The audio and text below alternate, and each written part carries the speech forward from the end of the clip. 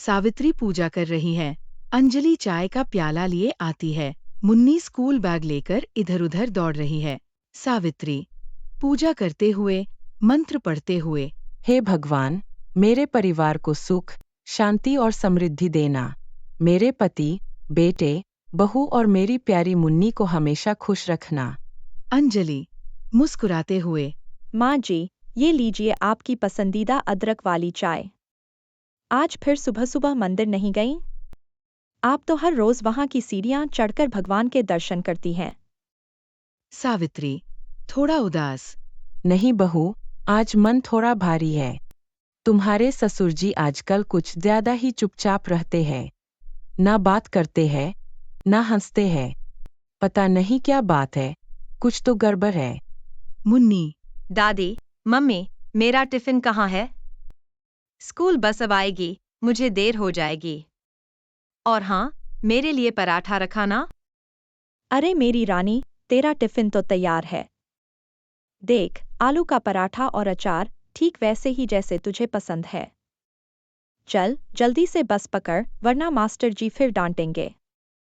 विकास आता है जल्दी में। माँ, पापा कहाँ हैं? सुबह से दिखे नहीं। मुझे ऑफिस के लिए निकलना है और वो अपने फोन पर भी जवाब नहीं दे रहे। सावित्री चिड़चिड़ाते हुए। मुझे क्या पता, विकास। सुबह सुबह कहीं निकल गए, ना बताया, ना कुछ कहा। आजकल तो वो मुझसे ढंग से बात भी नहीं करते, बस अपनी ही दुनिया में खोए रहते हैं। अंजलि विकास को इशारा करते हुए, आप चिंता मत करो, विकास जी। ऑफिस जाइए, मैं माँ से बात कर लूंगी। शायद माँ जी को थोड़ा समय चाहिए। विकास सिर हिलाते हुए, ठीक है। ठीक है, अंजलि। माँ, मैं शाम को जल्दी आऊंगा, तब बात करेंगे। ठीक है, अंजलि। माँ, मैं शाम को जल्दी आऊंगा, तब बात करेंगे। विकास चला जाता है। सावित्री उदास होकर गार्डन में बैठ जाती है। रमेश एक साड़ी की दुकान पर है। उनके साथ कुसुम है, साड़ी लेकर निकल रहे। शर्मा जी पीछे खड़े होकर चुपके से अपने फोन से फोटो खींचते हैं। शर्मा जी अपने आप से। अरे, ये क्या माजरा है? रमेश जी के साथ ये औरत कौन है? सावित्री भाभी तो ऐसी साड़ियां नहीं पहनतीं। जरूर कोई बड़ा राज है। मुझे तो मोहल्ले में ये खबर फैलानी पड़ेगी। सावित्री रसोई में सब्जी काट रही हैं। अंजलि उनकी मदद कर रही है। तभी शर्मा जी आते हैं, चेहरे पर शरारती मुस्कान। शर्मा जी चहकते हुए। नमस्ते, भाभी जी। आज तो घर में बड़ा रौनक भरा माहौल है। कुछ खास बन रहा है क्या? कोई मेहमान आने वाले हैं? सावित्री गुस्से में। शर्मा जी, तुम्हें और कोई काम नहीं है? दिन भर की थकान के बाद अब तुम्हारी गपशप सुननी पड़ेगी। बोलो, क्या बात है? शर्मा जी हंसते हुए। अरे, भाभी, गुस्सा क्यों? मैं तो बस एक खबर लाया हूँ। आज मैंने बाजार में रमेश जी को देखा और वो अकेले नहीं थे। एक औरत के साथ साड़ी की दुकान पर थे, बड़े प्यार से साड़ी चुन रहे थे। क्या बकवास कर रहे हो, शर्मा जी? मेरे रमेश जी किसी और औरत के साथ? तुमने जरूर गलत देखा होगा। अरे, भाभी, मैंने तो फोटो भी खींच लिया। देख लीजिए, ये रमेश जी ही है। अंजलि शांत करने की कोशिश में। शर्मा जी, आप ये फोटो दिखाना बंद कीजिए। माँ पहले से परेशान है। और माँ, आप शांत हो जाइए। शायद कोई गलतफहमी है। सावित्री रोते हुए। गलतफहमी? नहीं, अंजलि। इतने सालों की शादी, मैंने रमेश के लिए सब कुछ किया। और अब ये सब, मैं अभी उनसे बात करती हूँ। तभी रमेश आते हैं, हाथ में एक बड़ा बैग। रमेश खुश होकर। सावित्री, देखो तो मैं तुम्हारे लिए क्या लाया। तुम्हारी पसंदीदा रंग की साड़ी और वो मिठाई जो तुम्हें बहुत पसंद है। सावित्री गुस्से में बैग को धक्का देते हुए। ये सब क्या है, रमेश जी? साड़ी, मिठाई, या फिर उस औरत के लिए ये सब खरीद रहे थे जिसके साथ तुम बाजार में घूम रहे थे? शर्मा जी ने सब बता दिया। रमेश हैरान। सावित्री, ये क्या कह रही हो? शर्मा जी, तुमने ये क्या अफवाह फैलाई? शर्मा जी हड़बड़ाते हुए। अरे रमेश भाई, मैंने तो बस वही बताया जो देखा। अब मैं चलता हूँ, घर पर बीवी इंतजार कर रही है। शर्मा जी भाग जाते हैं। माहौल तनावपूर्ण हो जाता है। सारा परिवार बैठा है। विकास ऑफिस से लौट चुका है। रमेश सामने खड़े हैं। विकास गंभीर होकर। पापा, ये सब क्या चल रहा है? माँ इतनी परेशान क्यों है? शर्मा जी ने मुझसे फोन पर कुछ कहा, लेकिन मैं विश्वास नहीं कर पा रहा। सच बताइए। रमेश गहरी सांस लेकर। बेटा, मैंने कुछ गलत नहीं किया, लेकिन शायद मुझे पहले तुम सबको बताना चाहिए था। मैंने कुसुम से शादी कर ली है। सावित्री रोते हुए, चिल्लाते हुए। शादी? रमेश, तुमने मेरे साथ इतना बड़ा धोखा किया। मैंने तुम्हारे लिए अपनी पूरी जिंदगी कुर्बान की और तुमने मुझे इस तरह बेइज्जत किया।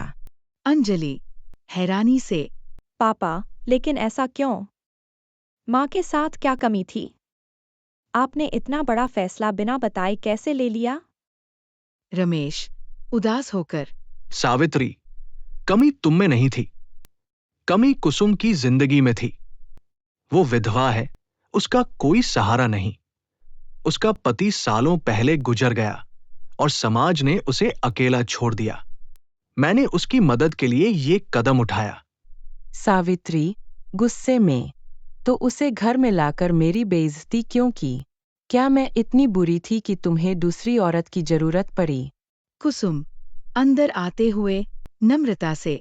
सावित्री जी, कृपया मेरी बात सुनिए। मैं यहाँ आपका हक छीनने नहीं आई। मैं बस एक छोटा सा सहारा चाहती थी। रमेश जी ने मुझे एक नई जिंदगी देने की कोशिश की, लेकिन मैं नहीं चाहती कि इसके लिए आपका दिल दुखे। विकास गुस्से में। पापा, ये सब सुनकर मुझे विश्वास नहीं हो रहा। आपने हमें बिना बताए इतना बड़ा फैसला लिया। क्या हमारा कोई हक नहीं इस परिवार में? रमेश दुखी होकर। विकास, मैं नहीं चाहता था कि तुम सब परेशान हो, लेकिन कुसुम को इस घर में लाना जरूरी था। मैंने उसे वचन दिया था कि वो अकेली नहीं रहेगी।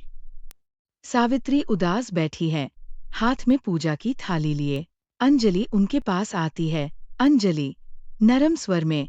माँ, आप सुबह से कुछ खाया पिया भी नहीं। ऐसे उदास रहेंगी तो घर कैसे चलेगा? मुन्नी भी आपकी उदासी देखकर परेशान है। सावित्री रोते हुए। अंजलि, मेरी पूरी जिंदगी रमेश जी के नाम थी।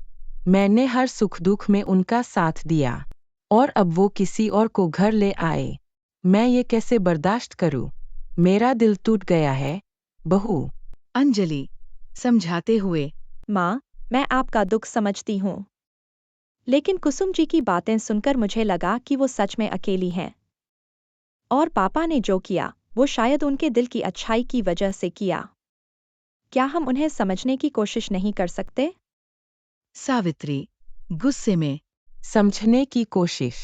अंजलि, तुम्हें क्या पता एक औरत का दर्द? जब तुम्हारी जगह कोई और लेने आए, तब तुम्हें समझ आएगा। तभी कुसुम आती है, हाथ में एक गिलास पानी लिए। तभी कुसुम आती है, हाथ में एक गिलास पानी लिए। सावित्री जी, मैं जानती हूँ कि मेरी वजह से आपको बहुत दुख हुआ। मैंने रमेश जी से कहा था कि मैं इस घर में नहीं आना चाहती, लेकिन उन्होंने जिद की। मैं यहाँ सिर्फ एक छोटा सा कोना मांग रही हूँ। मैं आपका कभी अपमान नहीं करूंगी। कृपया मुझे एक मौका दीजिए। सावित्री चुप रहकर गहरी सोच में। तुम्हारी बातें सुनकर लगता है कि तुम बुरे इंसान नहीं हो, लेकिन मेरे दिल को वक्त चाहिए, कुसुम। मैं तुम्हें अभी पूरी तरह स्वीकार नहीं कर सकती। मुन्नी दौड़कर आती है। मुन्नी मासूमियत से। दादी, आप उदास क्यों हो? नई दादी ने मुझे बहुत अच्छी कहानी सुनाई।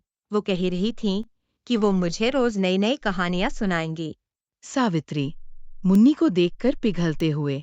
ठीक है मेरी बच्ची, अगर तुझे अपनी नई दादी अच्छी लगती है, तो शायद मुझे भी उन्हें समझने की कोशिश करनी चाहिए। विकास हंसते हुए। माँ, आज तो आप बहुत खुश दिख रही हैं। और ये क्या, आप और कुसुम जी मिलकर चाय पी रही है? ये तो चमत्कार है। सावित्री मुस्कुराते हुए। हाँ बेटा, मैंने बहुत सोचा, गुस्से से क्या हासिल होगा। कुसुम भी इस परिवार का हिस्सा है और उसने मुझे दिखाया कि वो मेरे लिए सम्मान रखती है। कुसुम आभार से। सावित्री दीदी, आपने मुझे अपनाया, ये मेरे लिए बहुत बड़ी बात है। मैं हमेशा कोशिश करूंगी कि इस घर में कोई दुख न आए। रमेश खुश होकर। देखा, मैंने कहा था ना, मेरा परिवार सबसे प्यारा है।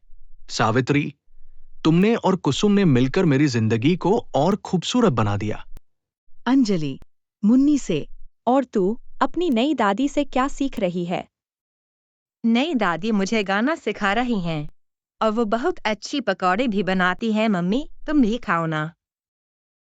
तभी शर्मा जी आते हैं। शर्मा जी हंसते हुए। अरे भाभी, अब तो दो दो भाभी है। मोहल्ले में तो चर्चा गर्म है। कोई मुझे भी बताए कि ये सब कैसे हुआ। सावित्री हंसते हुए। शर्मा जी, तुम अपनी गपशप बंद करो। आओ, चाय पियो और अब इस घर की इज्जत की बात करना। सब हंसते हैं। माहौल खुशी से भर जाता है। अगर आपको कहानी अच्छी लगी हो तो लाइक, शेयर और सब्सक्राइब करें। हमें बताएं आपको वीडियो का कौन सा पार्ट सबसे अच्छा लगा।